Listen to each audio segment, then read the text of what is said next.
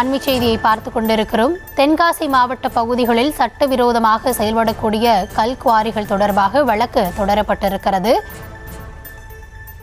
தென்காசி மாவட்டத்தில் மொத்தம் 45 கல்குவாரிகள் இருக்கின்றன என அரசு தரப்பில் நீதிமன்றத்தில் பதிலளிக்கப்பட்ட நிலையில் ட்ரோன் மூலம் அளவீடு செய்யும் பணி முடிந்த நிலையில் அறிக்கை எங்கே என நீதிபதிகள் கேள்வியை எழுப்பியிருக்கிறார்கள்.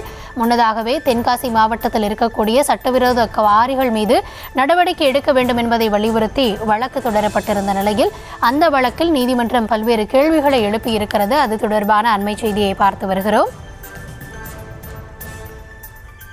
கூடுதல் விவரங்களோடு நம்முடைய செய்தியாளர் இந்துமதி இணைந்திருக்கிறார். இந்துமதி, வணக்கம். நீதிபதிகள் தரப்பில் என்ன சொல்லப்பட்டது, முழுமையான விவரம்?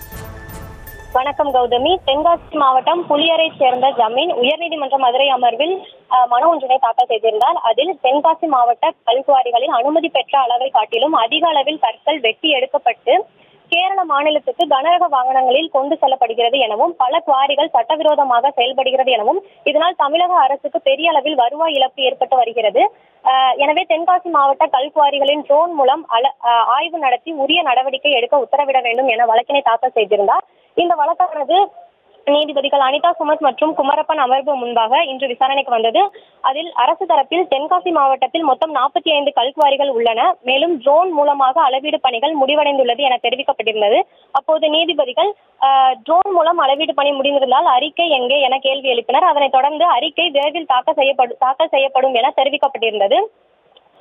பின்னர் மனுதாரர் தரப்பில் ஆஜரான வழக்கறிஞர் அளவிடும் பணியில் பல குளறுபடிகள் நடந்துள்ளது, வழக்கறிஞர் ஆணையம் நியமனம் செய்து ட்ரோன் மூலம் அளவிடும் பணியை நடத்த வேண்டும் என முறையீடு செய்யப்பட்டது. அப்போது நீதிபதிகள் முதலில் அறிக்கை தாக்கல் செய்யப்பட்டு அதில் என்ன குளறுபடிகள் உள்ளது என்பதை பிறகு பார்ப்போம், அதாவது அறிக்கை தாக்கலை முதலில் செய்யட்டும், அதில் என்ன குளறுபடிகள் உள்ளது என்பதை பிறகு பார்ப்போம் என தெரிவித்து அறிக்கை தாக்கல் செய்ய இறுதி அவகாசம் வழங்கி வழக்கு விசாரணையை ஒத்திவைத்தனர். கௌதமி, விவரங்களுக்கு நன்றி இந்துமதி.